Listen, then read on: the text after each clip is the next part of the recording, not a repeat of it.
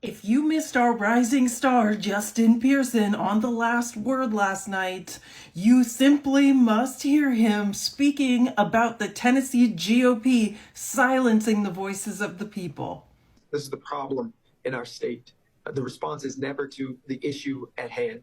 It is to silence the voice of the minority. It is to silence the conversation of dissent that says the NRA doesn't deserve to dictate our legislative policies. It is always to silence the people who are trying to bring folks from the periphery to the center of the conversation, the mothers and the fathers and the grandparents and the siblings who are sad and who are mourning and grieving the loss of loved ones from gun violence that we're experiencing every day. What we are seeing it from Cameron Sexton, from the Republican Party in Tennessee, is that they do not want to have any compassion or any empathy or any care. They would rather legislate inequity and injustice on behalf of gun lobbyists than actually listen to the voices of people in our community who are asking for us to do something.